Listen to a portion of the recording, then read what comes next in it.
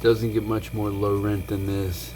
JB Weld on 2 puncture marks that caused a leak for the refrigerant in this mini fridge.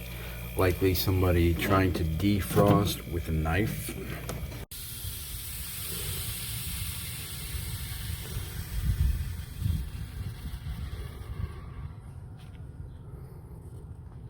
Right there.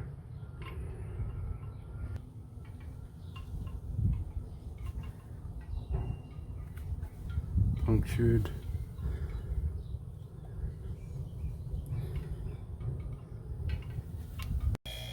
How did we recharge it?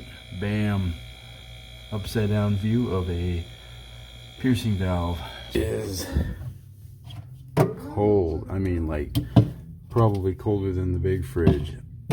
Like, I may have put too much refrigerant. I plugged that up from the inside.